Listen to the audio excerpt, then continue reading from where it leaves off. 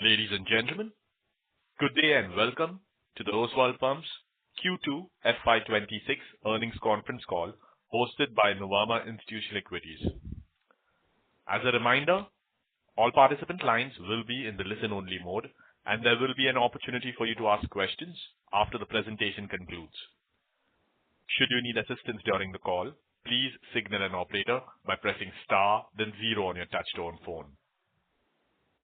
I now hand the conference over to Mr. Achal Lohade from Nuvama Institutional Equities. Thank you, and over to you, sir.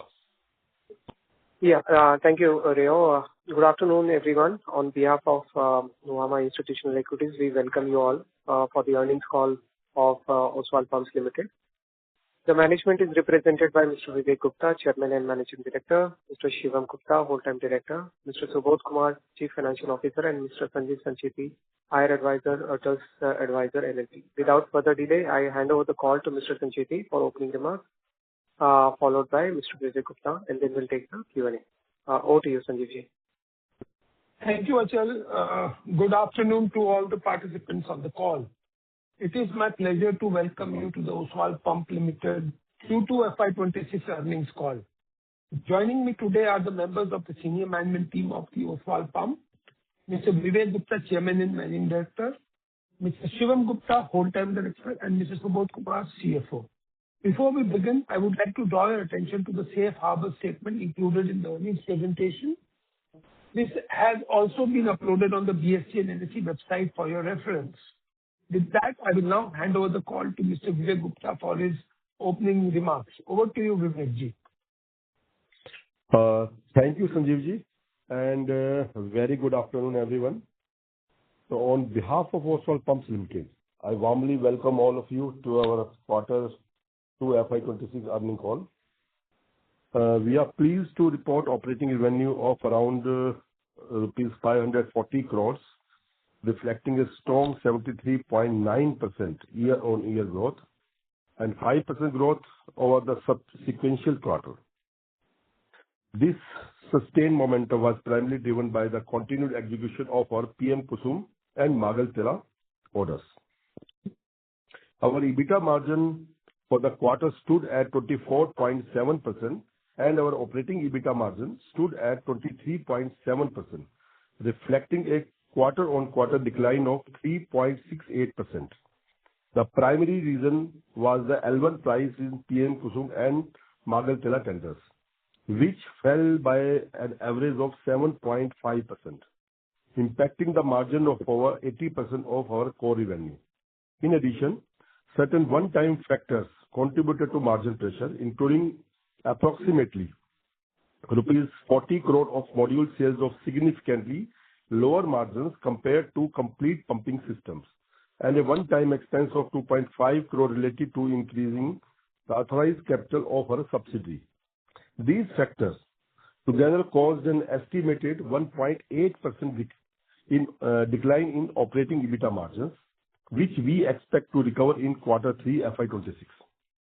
Overall, the above-mentioned elements resulted in an operating EBITDA margin compression of over 6.5%. However, through proactive value engineering initiatives and operational excellence, we are able to mitigate the impact of 2.85%. These actions reinforce our ability to navigate pricing pressures and protect profitability, while positioning the business for a stronger margin profile going forward.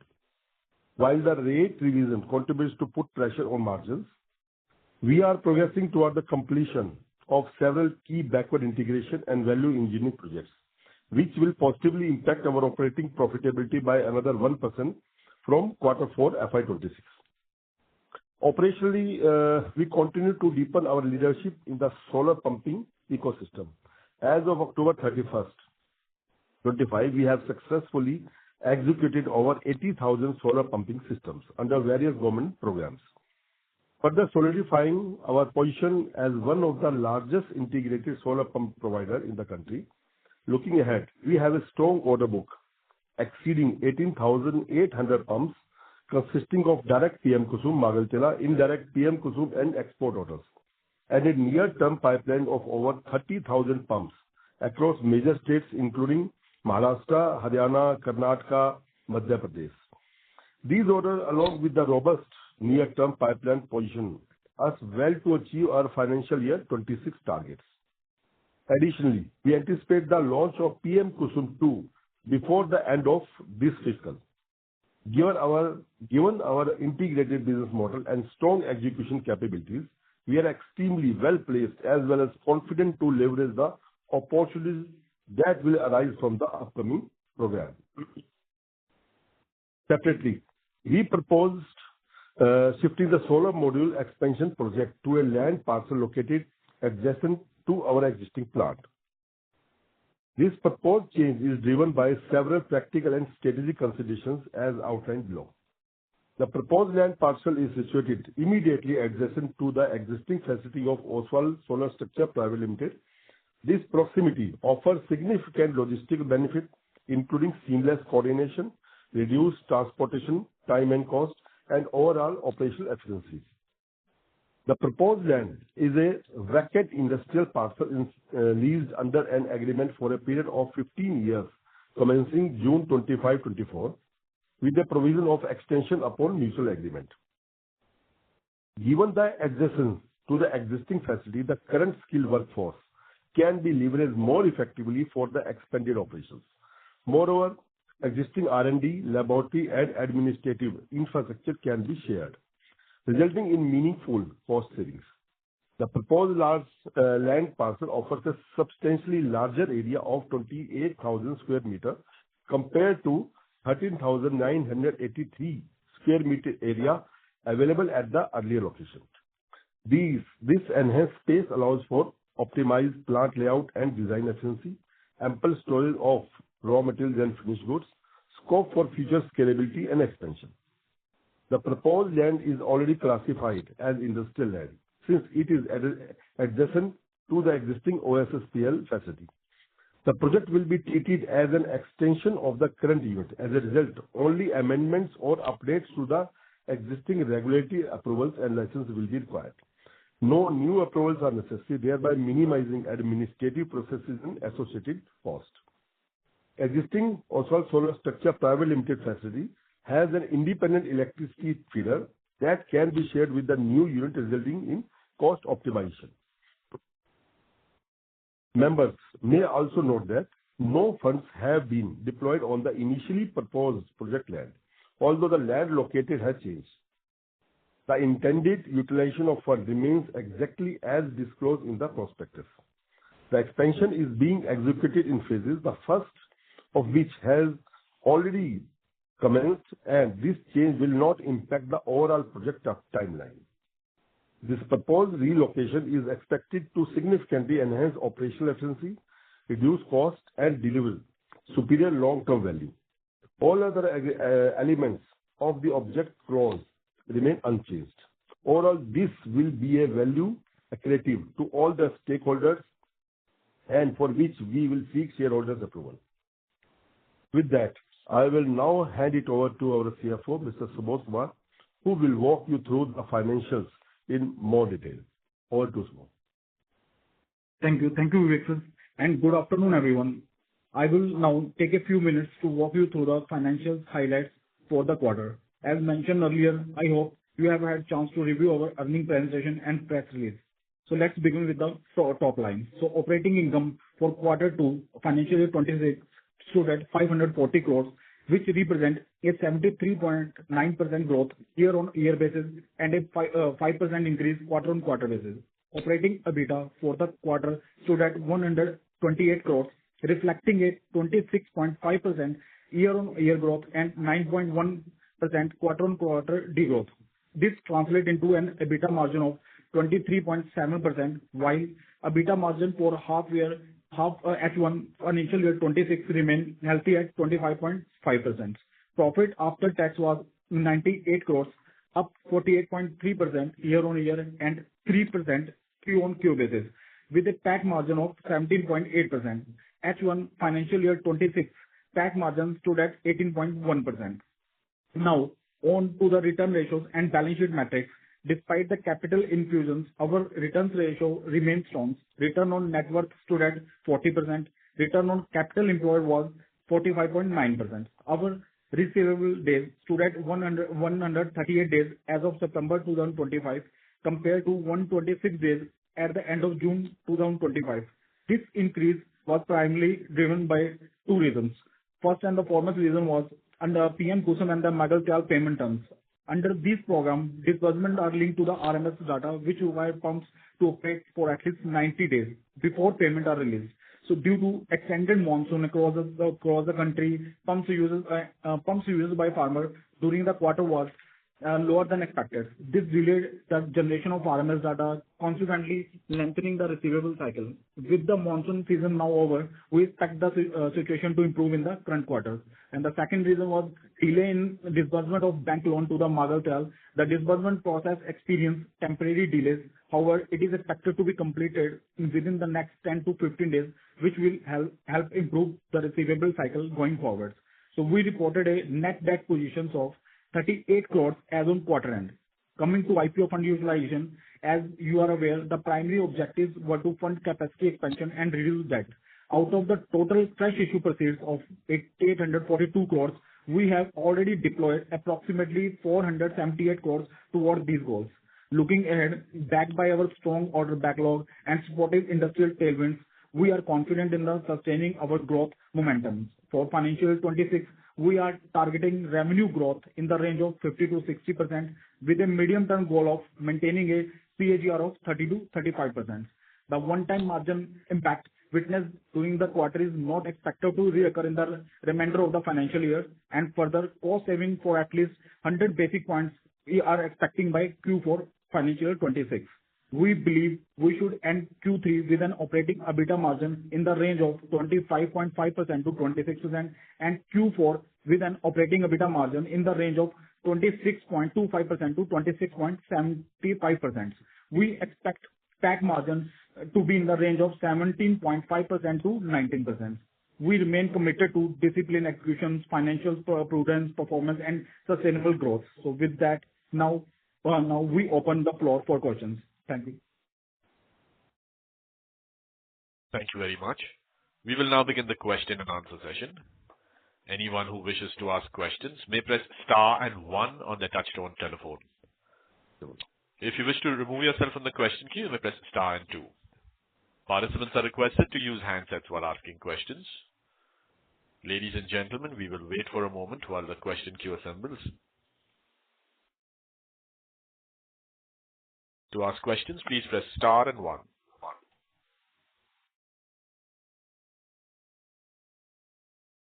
First question is from Preet Nagarsheth from Wealth Finvisors. Please go ahead. Yes, hi. So the question I have is regarding KUSUM.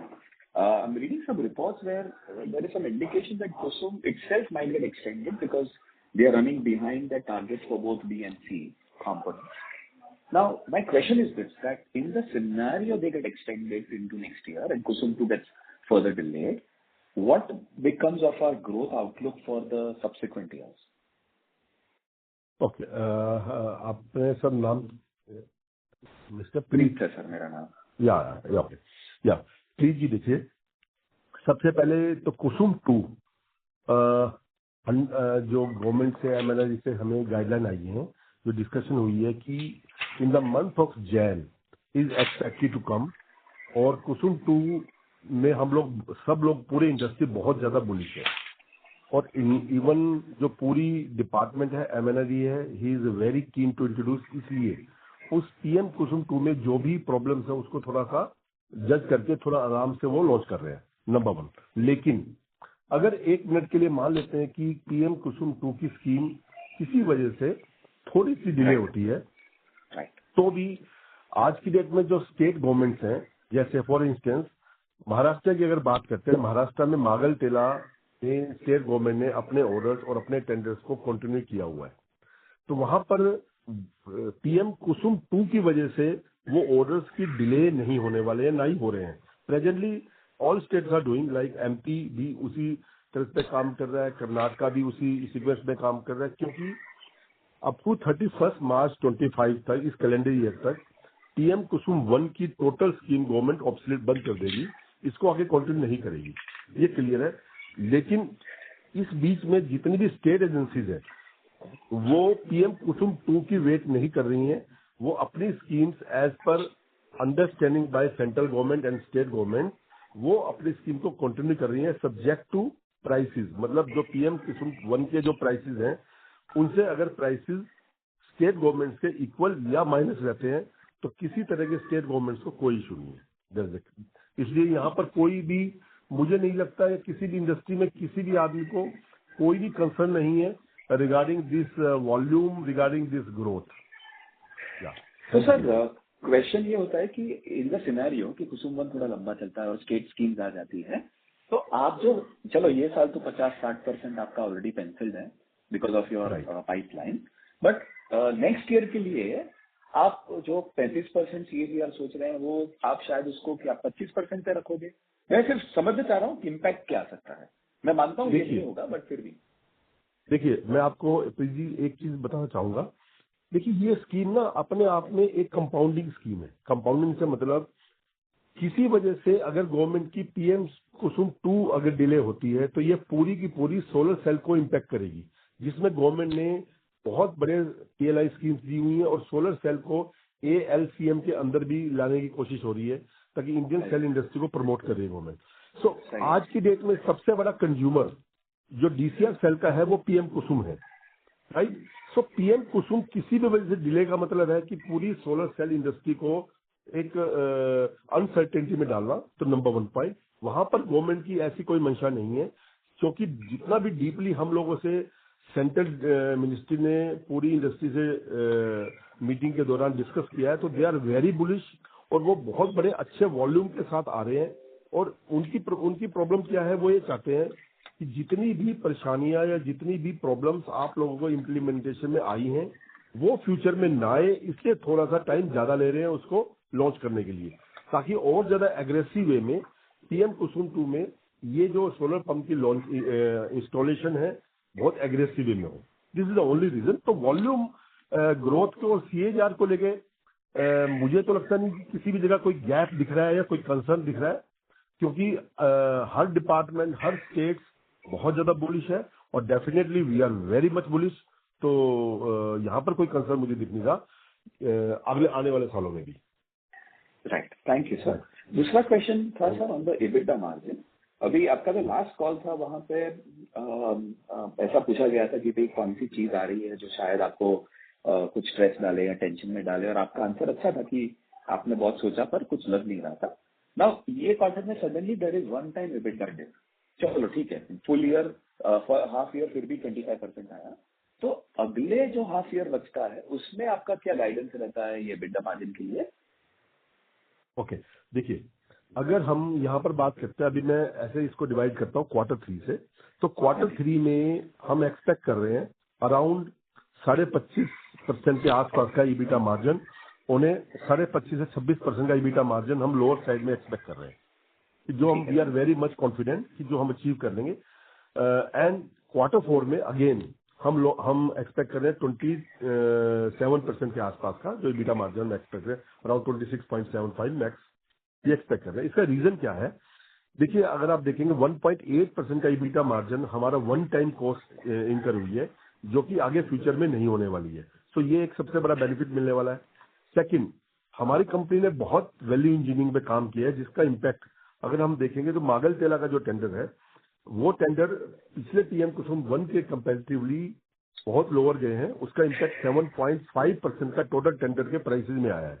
लेकिन company चूंकि already ये मन बना के बैठी थी कि ये ऑलरेडी डाउन जाएगा, तो हम लोग बहुत पहले से वैल्यू इंजीनियरिंग पे काम कर रहे थे और किया भी है, जिसका इम्पैक्ट हम बहुत उसको मिनिमाइज कर पाए हैं। सेम वे में अगर किसी वजह से हमारा आगे जो टेंडर्स आ रहे हैं तो हमारी कंपनी ये मान के चल रही है अगर किसी वजह से उसमें 2%, 3%, 4% तक का प्राइस अगर डाउन होता है टेंडर का तो उसको रिकवर कैसे किया जाए। मोर ओवर हमारे पास जो प्रपोजल हमारी टीम ने दी है, प्रोडक्शन टीम ने, R&D टीम ने, सबने दी है, वो दी है कि अगर 3, 3.5, 4% तक का भी अगर प्राइस डाउन होता है तो कंपनी पे मैक्सिमम इम्पैक्ट 0.5% से 1% तक आएगा। तो हम बहुत, और वो भी डाउन होगा नहीं होगा, अगेन ये बड़ा बिग क्वेश्चन है, लेकिन हम एक्सपेक्ट करेंगे अगर ऐसा डाउन होता है तो वो मिनिमाइज कितना कर पाते हैं।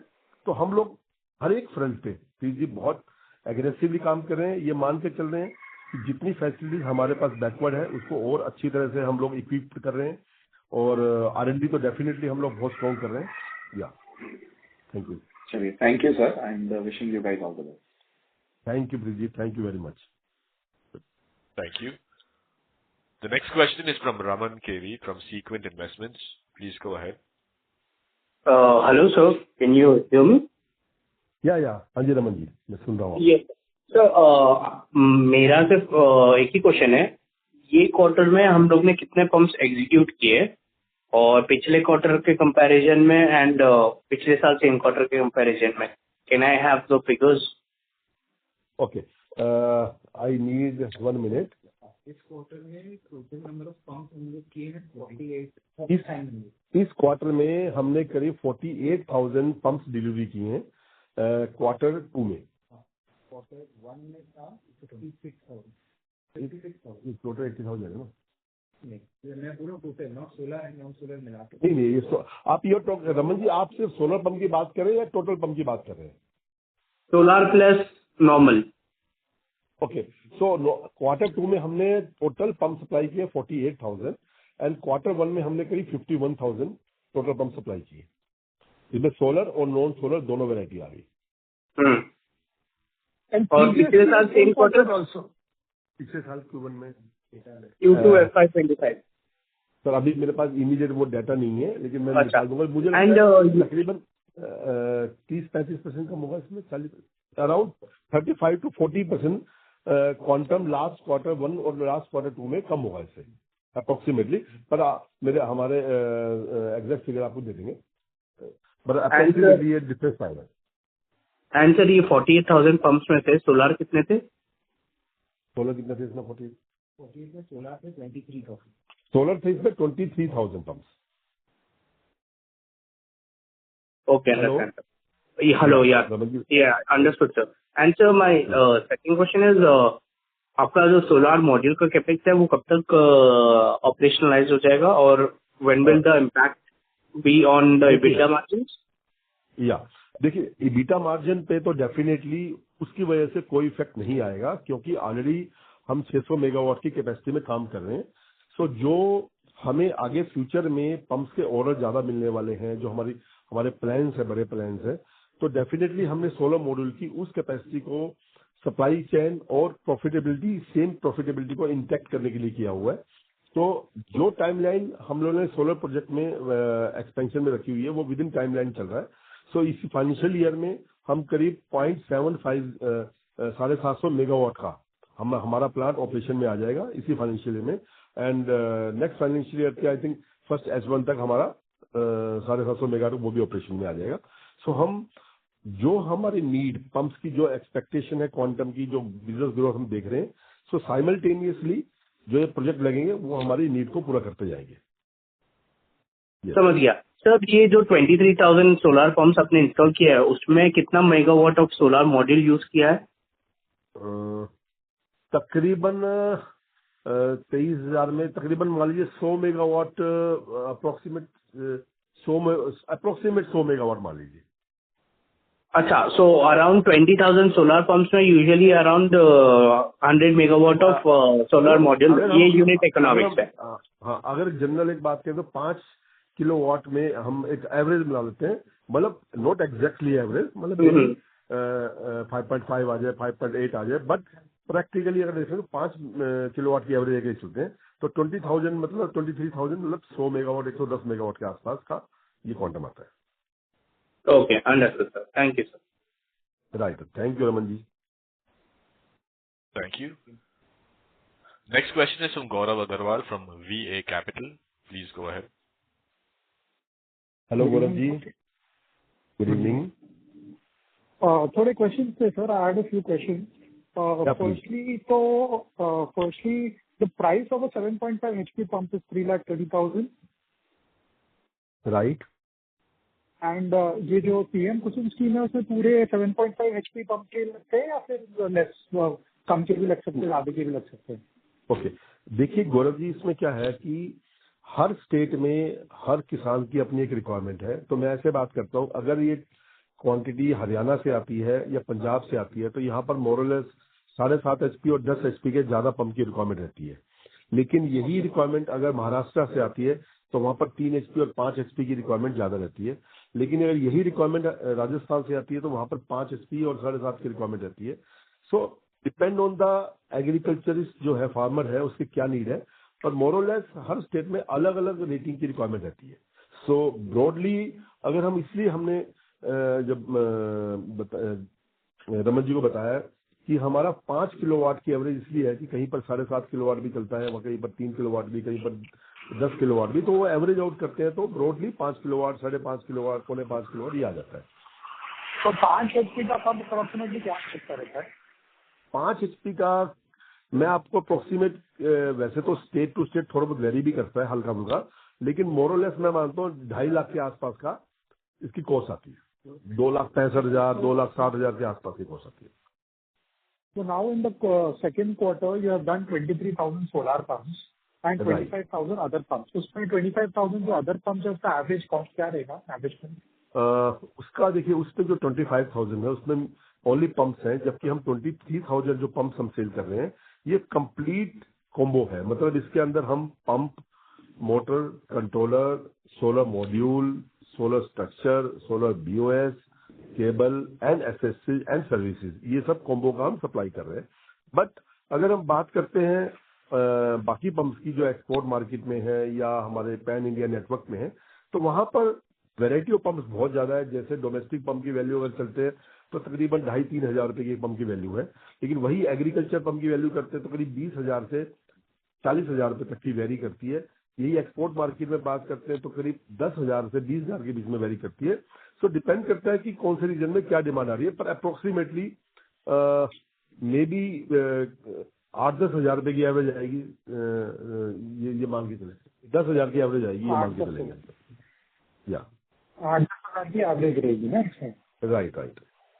आपने गाइडेंस दिया था 2,25,000 pumps this year you will be able to execute, जिसमें 50% विल बी सोलर। अराउंड हमने सोलर का दिया था, around 65 to 75,000 pumps will install this year. तो अराउंड 75,000 का हमने दिया था and we are quite very much confident. तो वहां पर हमें उस नंबर्स में कोई गैप भी नहीं दिख रहा है, कोई कंसर्न भी, and we are fully equipped. तो वहां पर कोई गैप नहीं है। तो फर्स्ट हाफ में you have done 23,000 pumps and नहीं, नॉट फर्स्ट हाफ, नहीं हमने फर्स्ट हाफ में नहीं किया, हमने Q2 में 23,000 किया है। हाँ, मतलब टोटल 23,000 प्लस अगर आप 15,000 40,000 पंप्स तो आपने H1 में कर दिया है। So you are expecting the H2 to be only with 35,000 to 40,000 pumps? देखिए, हम इससे ज्यादा एक्सपेक्ट कर रहे हैं, लेकिन आपने जैसा पूछा कि हमने लास्ट टाइम गाइडेंस क्या दी थी, तो गाइडेंस हमने 65 to 75,000 की दी थी। तो वहां पर हमारा कोई भी गैप नहीं है। इनफैक्ट हम नंबर्स तो डेफिनेटली कोई भी कंपनी ग्रो कर रही है तो डेफिनेटली नंबर ज्यादा की तरफ देखना चाहिए, और वही देख रहे हैं हम। तो अगर मेरे हिसाब से तो with the calculation if you do another 50,000 pumps in the second half, I think you should be able to cross your revenue guidance of 60%.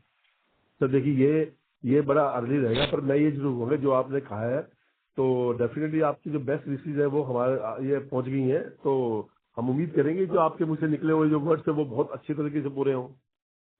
हाँ, श्योर, मैं भी वही चाहता हूँ। डेफिनेटली सर, ये और हम एक बात जरूर कहेंगे कि हम बहुत अच्छी तरह से इक्विप्ड हैं मार्केट में किसी भी तरह का क्वांटम लेने के लिए, और बहुत हमारी टीम बहुत एग्रेसिवली और बहुत एंथू के साथ लगी हुई है। तो ये करंटली आपका order book I think 18,000 pumps का है ना? यस, 18,800 पंप्स अभी हमारे पास है। एंड वी आर जो हमारे अपकमिंग प्रोजेक्ट्स हैं जहां पर हमें विजिबिलिटी आ रही है अराउंड 30,000 पंप्स की, बहुत क्लियर विजिबिलिटी आ रही है, तो वो भी है। ओके, एंड दूसरे कंपनी आई थिंक शक्ति pumps had mentioned in the con call that the prices of the raw materials have gone up because of their EBITDA margin expansion contraction. तो वो ट्रू है या आपको इफेक्ट नहीं कर रहा है या क्या? नहीं, डेफिनेटली देखिए, रॉ मटेरियल के प्राइसेस भी बढ़ रहे हैं और टेंडर्स के प्राइसेस भी घटे हैं। लेकिन गौरव जी, जैसे हमने बताया, हमारी टीम ने बहुत काम किया है, बहुत वैल्यू इंजीनियरिंग पे काम किया है और अभी भी इनफैक्ट काम कर रहे हैं।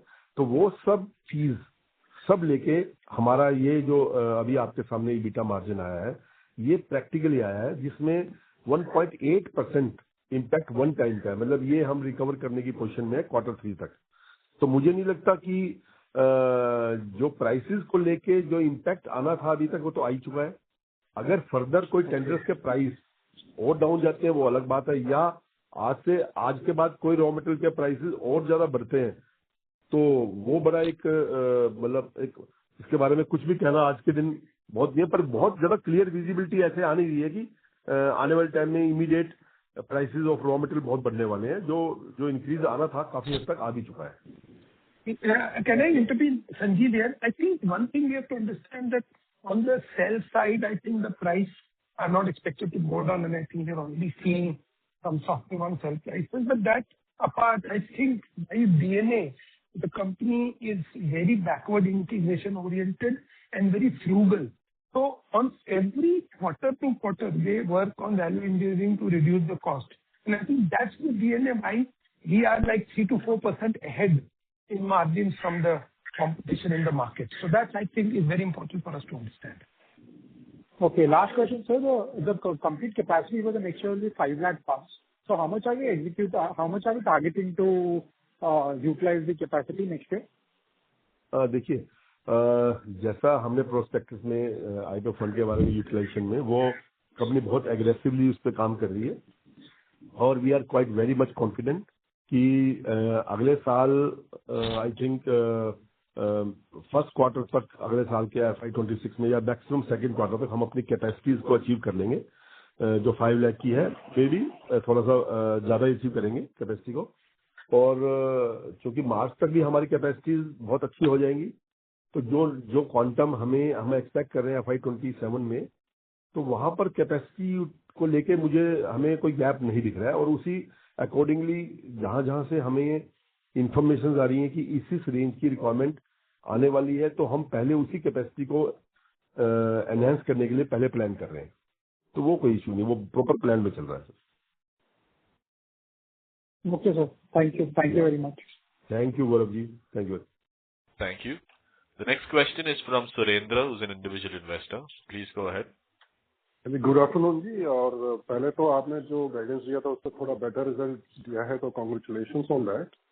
Thank you Surendra ji. ये है कि आपका एक कोई नियरेस्ट कंपेटिटर है जो अभी रिसेंटली पब्लिक हुए हैं और वो 100% से ज्यादा ग्रो कर रहे हैं।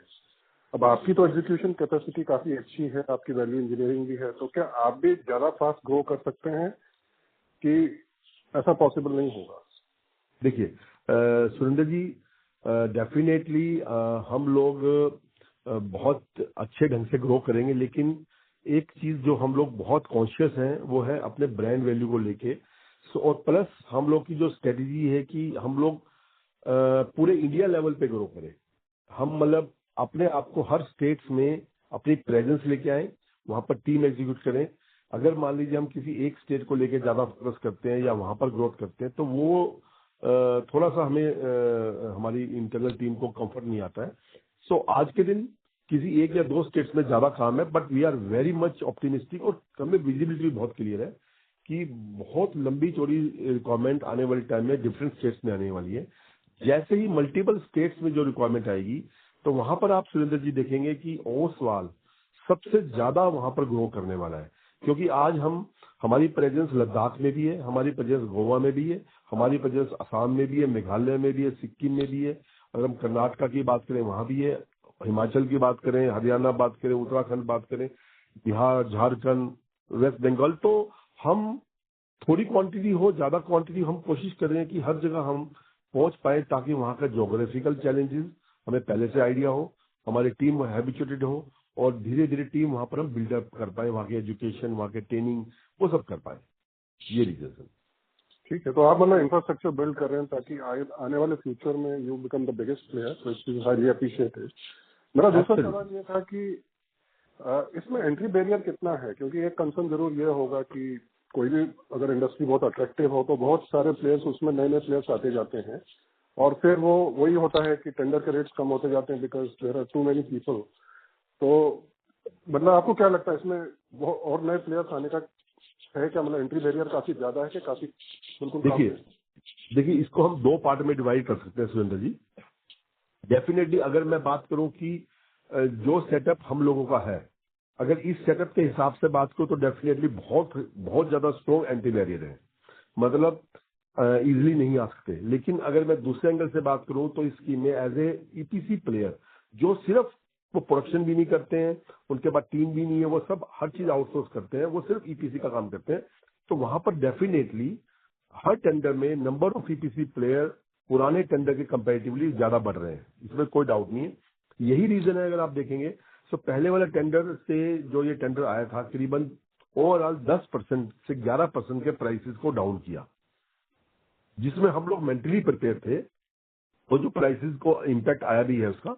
और डेफिनेटली अगर नेक्स्ट टेंडर्स आते हैं तो ऐसा मान के चलते हैं, हम चल रहे हैं कि जब नंबर ऑफ ईपीसी प्लेयर्स आएंगे तो वो लोग इनिशियली बहुत डेस्परेट होते हैं, स्मॉल स्केल होते हैं, बहुत छोटे होते हैं, तो उनको छोटी क्वांटिटी में भी दे आर वेरी, उनको लगता है दे आर कंफर्टेबल, तो वो प्राइसेस को कहीं ना कहीं डिस्ट्रॉय करते हैं। बट हम लोग जो जिस हिसाब से बैकवर्ड में काम कर रहे हैं, जिस हिसाब से कर रहे हैं, तो सस्टेनेबिलिटी ऑफ बिजनेस और वॉल्यूम ऑफ डिफरेंट स्टेट का जो बिजनेस है वो ओवरऑल इम्पैक्ट हमारे प्रॉफिटेबिलिटी को नहीं कर पाएगा, ज्यादा नहीं कर पाएगा। बट डेफिनेटली अगर प्राइस कंपटीशन आएगा तो थोड़ा बहुत इफेक्ट तो होगा। ओके जी, thank you very much. Thank you Surendra ji. Thank you. The next question is from Mahek Talati from Agility Advisors. Please go ahead. Yeah, hi sir. Thank you for the opportunity. Hi. I'm audible? Yeah, Mahesh ji बोल रहे हैं? महक। Yes sir. Hello sir, मैंने आपका नाम पूरी तरह सुना नहीं, आप बताएंगे please? Yeah, hi sir. Am I audible? या आप ऑडिबल हैं? आपका नाम बताएंगे सर, मैं पूरी तरह सुन नहीं पाया। Mahek Talati.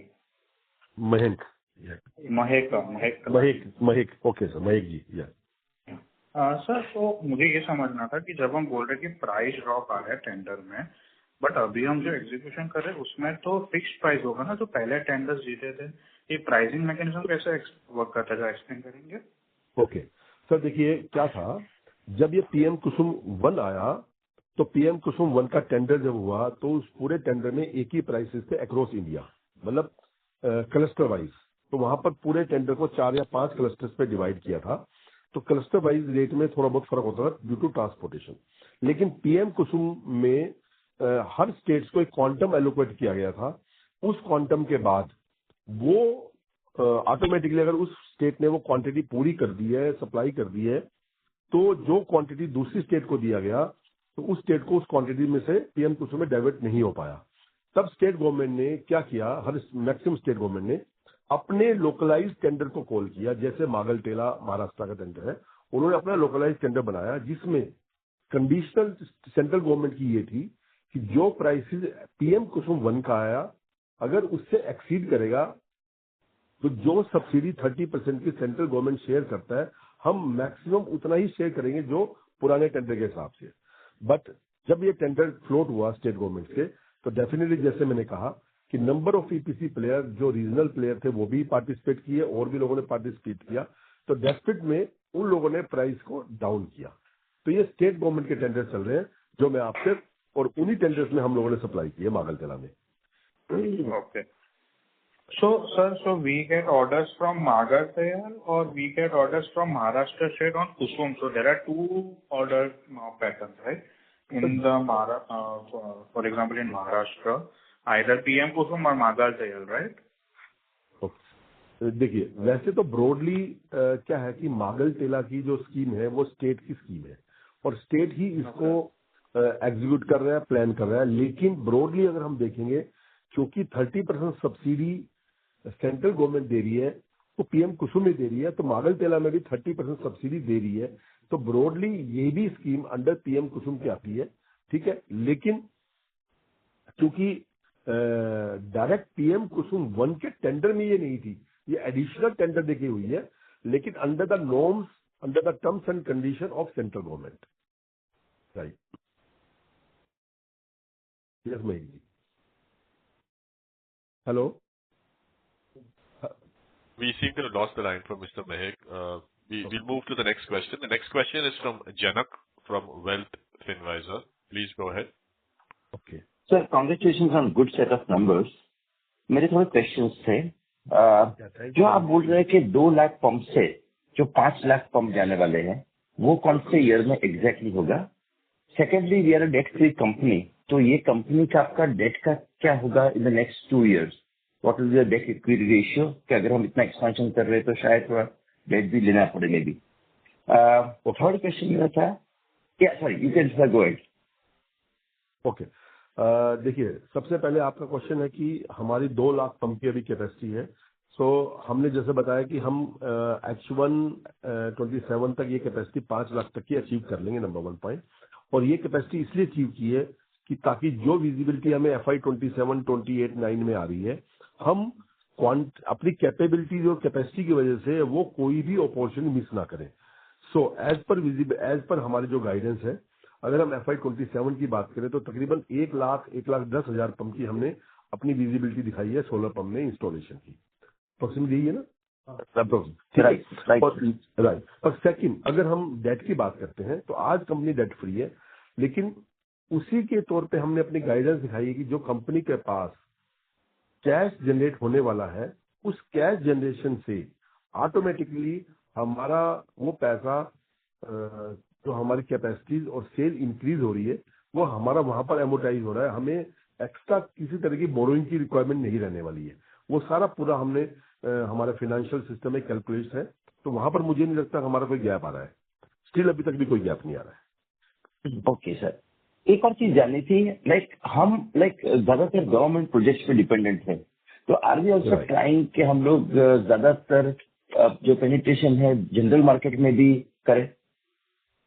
सर, अभी हम लोग ने अपना फोकस उस साइड पे भी बहुत एग्रेसिवली करना शुरू कर दिया है, और कंपनी एक्सपोर्ट मार्केट और डोमेस्टिक मार्केट में भी एक सीनियर लेवल पे हायरिंग कर रही है। सीनियर लेवल पे हायरिंग करने के बाद अपने बहुत प्लान बना रही है। हमारी इसी बारे में काफी चर्चा चल रही है, और डेफिनेटली आने वाले टाइम में आप देखेंगे कि हमारा जो प्राइवेट नेटवर्क है, एक्सपोर्ट मार्केट है, या और other government network, other than government network है, उसके अंदर काफी ज्यादा इंक्रीमेंट आप FY 27 में देखेंगे। ओके सर, एक और चीज पूछनी थी जो लास्ट है, जो आपका सोलर मॉड्यूल है जो एडजेसेंट लैंड कॉम्प्लेक्स में है, तो उसमें कैसा बेनिफिट होगा कंपनी को? एंड ये जो लैंड पार्सल ऑलरेडी परचेज हो गया है या रेंट पे है, कैसे वो है? देखिए, ये जो ऑलरेडी हमारा सोलर मॉड्यूल का प्लांट है, वो प्रमोटर की लैंड है। प्रमोटर ने लैंड को लीज पे दिया हुआ है कंपनी को, उस पर सोलर स्ट्रक्चर प्राइवेट लिमिटेड को, राइट। और ऑलरेडी ये ऑलरेडी लैंड है, तो ये इसमें यहाँ कोई दिक्कत नहीं। जो अभी भी हम नया प्रोजेक्ट लगा रहे हैं, वो भी लैंड उस एग्जिस्टिंग लैंड के एडजेसेंट में है। तो उसमें क्या है कि हमारी कैपेसिटीज वहां पे जो नहीं आ रही है, उसके साथ ताकि हमारी ट्रांसपोर्टेशन, हमारा सिस्टम, और चूंकि हमारा पेरेंट प्लांट के बहुत नजदीक है वो हमारा सोलर मॉड्यूल, तो हमारा ये भी बेनिफिट है।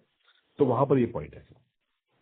ओके सर, ऐसा मान सकते हैं कि turnover for the full year करीबन 2200 करोड़ जैसा हो सकता है फॉर FY 25-26?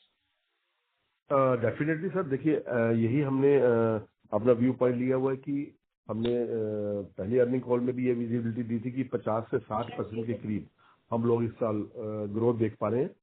तो मुझे लग रहा है कि अभी तक के अगर मैं व्यू पॉइंट में देखता हूँ, अचीवमेंट को देखता हूँ, तो उस चीज को लेके कोई गैप या कोई कंसर्न मुझे अभी नवंबर हम लास्ट में बैठे हैं तो कोई कंसर्न भी नहीं आ रहा है। Okay, sir. Thank you so much, and all the best for the remaining quarters. Yeah, thank you, Janak ji. Thank you, sir. Thank you, sir. Thank you. Thank you. The next question is from Aman Goval, who's an individual investor. Please go ahead. Sir, good afternoon, and धन्यवाद for a very good set of number. For most of my questions are answered. अब बड़े धैर्य से सबके जवाब दे रहे हैं, उसमें काफी चीजें क्लियर हो गई। शुक्रिया, धन्यवाद। Thank you, sir. Thank you. The next question is from Puneet Mittal from Ebisu Investment Advisors. Please go ahead. Yeah. Hello Puneet ji. Hello जी, thank you for the opportunity. मेरा फर्स्ट क्वेश्चन ये है कि आप if you can give some idea कि कुसुम 2 में जो आपकी अभी तक चर्चा हुई है गवर्नमेंट के साथ, तो कुसुम 2 और कुसुम 1 में क्या बड़ा डिफरेंस और चेंज आने वाला है? ओके, देखिए पुनीत जी, कुसुम 1 अगर हम देखें तो करीब 7 से 8 साल पहले कुसुम 1 लॉन्च हुई थी और उसके अंदर उस समय काफी स्टडी करके, इंडिया लेवल पे स्टडी करके इनिशियली बहुत अच्छा प्रोग्राम गवर्नमेंट ने बनाया था और वो बहुत, पर अनफॉर्चुनेटली इनिशियली वो बहुत स्लो वे में चला और लास्ट में आके अगर हम FY24 देखते हैं, 25 देखते हैं या 26 देखते हैं, यहाँ पर आके थोड़ी स्पीड अप होना शुरू हुआ है। उस समय गवर्नमेंट को बहुत कॉन्फिडेंस भी नहीं था कि ये स्कीम इतनी अच्छी तरह से इंडस्ट्री परफॉर्म कर पाएगी जो लास्ट के 2 या 3 साल में परफॉर्म किया इंडस्ट्री ने। सो अब जो हमारी सेंट्रल मिनिस्टर से मीटिंग हुई है, सेंट्रल मिनिस्ट्री ने वो सब बग्स पे डिस्कस किया है कि आप लोगों को क्या क्या चैलेंजेस आ रहे हैं फील्ड में। जैसे हम लोगों ने रिसीवेबल साइकिल को लेके डिस्कस किया कि आपका जो RMS का डाटा है वो आप डेज को रिड्यूस कर दीजिए, ताकि वो हमारी सजेशन हमने उनको दी है। सेकंड, जो पैसा हमारा 150-200 दिन के लिए रिटेन 10% रहता है, उसके लिए हमने उनको प्रपोज किया कि हम आपको बैंक गारंटी या सिक्योरिटी बॉन्ड दे देते हैं ताकि हमारा कैश इन्वॉल्व ना हो। प्लस इसके अलावा जो प्रैक्टिकली इंस्टॉलेशन से रिलेटेड डॉक्यूमेंटेशन में थोड़ी थोड़ी प्रॉब्लम्स आती हैं, वो सब इंडस्ट्री ने मिलकर अपनी रिप्रेजेंटेशन दी है। और सबसे अच्छी बात है कि जो हमारे ज्वाइंट सेक्रेटरी हैं और जो हमारे मिनिस्टर हैं वो बहुत कोऑपरेटिव हैं और बहुत पेशेंसली बात को सुन रहे हैं और उसको रेक्टिफाई करने की कर रहे हैं, क्योंकि अल्टीमेट हमारे जो ज्वाइंट सेक्रेटरी उन्होंने हर मीटिंग में एक बात बोली है कि हम PM कुसुम 2 को बहुत बड़ा और बहुत बड़े ढंग से देख रहे हैं और हम ये देख रहे हैं कि आप एटलीस्ट इंडस्ट्री 1 मिलियन पंप हर साल इंस्टॉल करो मिनिमम। अगर इंडस्ट्री ने 1 मिलियन पंप एक साल में इंस्टॉल कर दिए तो हो सकता है हम कुसुम 2-3 में और एग्रेसिवली जाए। तो ये डिस्कशन को अगर हम थोड़ा सा रिकॉल करते हैं तो इस पूरी डिस्कशन में हमें लगता है कि हम लोगों से बहुत ज्यादा एग्रेसिव गवर्नमेंट चल रही है और बहुत ज्यादा उनके मन में है कि इसको किस तरह से इसको बहुत हाईली सक्सेसफुल बनाया जाए। तो इसके अंदर जितने भी बग्स है या जितने भी वेंडर्स की प्रॉब्लम्स है वो बहुत अच्छी तरीके से उसको अटेंड कर रही है। Yes Suneet ji, thank you. मेरा नेक्स्ट क्वेश्चन है कि अभी आपने बताया कि आपके DNA में जो कॉस्ट सेविंग, फ्रूगल वगैरह फ्रूगैलिटी है, इसके कारण आपके मार्जिन कंपटीशन से बेटर है। बट अगर मैं आपको ये क्वेश्चन इसलिए पूछ रहा हूँ क्योंकि because you are an industry veteran and leader and not to understand कि कंपटीशन क्या कर रही है, बट अगर हम ग्रॉस मार्जिन लेवल पे देखें तो एक है EPC प्लेयर जो आपके जितना मार्जिन कर रहा है, दूसरा है इंटीग्रेटेड प्लेयर जो आपसे बहुत कम मार्जिन कर रहा है, और ग्रॉस लेवल पे बोल रहा हूँ।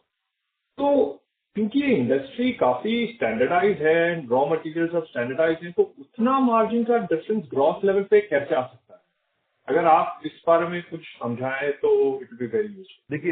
देखिए अगर आप हमारे पूरे ओसवाल पंप्स लिमिटेड को पूरा आप देखेंगे तो सबसे बड़ी बात है कि ओसवाल पंप्स लिमिटेड इंडिया में एक ऐसी कंपनी है जो कि ऑलमोस्ट 100% फुल्ली बैकवर्ड इंटीग्रेटेड है। मतलब हम लोग पंप्स अपना इन हाउस बनाते हैं, मोटर इन हाउस बनाते हैं, उसके इलेक्ट्रॉनिक्स के कंट्रोलर इन हाउस बनाते हैं, फिर सोलर मॉड्यूल इन हाउस बनाते हैं, फिर हमारी एसोसिएट कंपनी में हम लोग सोलर स्ट्रक्चर बनाते हैं, BOS बनाते हैं। अपार्ट ऑफ दिस पंप्स के अंदर लगने वाले सारे पार्ट्स, मोटर के अंदर लगने वाले सारे पार्ट्स, कंट्रोलर में लगने वाले सारे पार्ट्स लाइक फाउंड्रीज हो गया, प्लास्टिक मोल्डिंग हो गया, रबर कास्टिंग्स होगी, रबर मोल्डिंग हो गया, स्टेनलेस स्टील कास्टिंग होगी, SS पाइप हो गया, केबल इंडस्ट्री होगी, वाइंडिंग वायर इंडस्ट्री हो गई, नॉर्मल वाइंडिंग वायर हो गया, लॉट्स ऑफ प्लास्टिक मोल्डिंग हो गया, मतलब इवन पैकेजिंग। तो लॉट्स ऑफ इंडस्ट्रीज हम जो इन हाउस कैप्टिव कंजम्पशन करते हैं, जिससे हमारी supply chain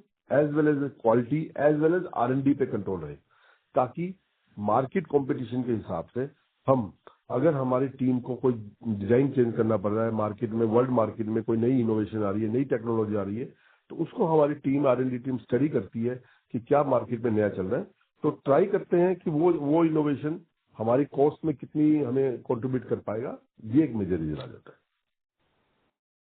I understand that, but फिर भी जैसे शक्ति पंप है जो कि इंटीग्रेटेड है मॉड्यूल के अलावा, और आपके उसमें 17% का ग्रॉस मार्जिन डिफरेंस है, और दूसरी तरफ है जीके जिनके अभी Q2 के रिजल्ट नहीं आए, बट लास्ट Q1 के अगर देखें तो उनका gross margin is almost the same as yours, which is just a GPC player.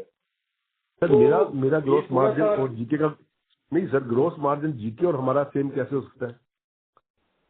अब उनके डेटा में तो लास्ट क्वार्टर का 34% ग्रॉस मार्जिन दिखा रहा है, तो I don't think we can comment on the gross margin of the competitor, but definitely if you compare us with Shakti, then we are also more integrated, because at present we are already making modules, and obviously we have very deep backward integration. Probably we'll invite you to come to the plant to see the level of backward integration.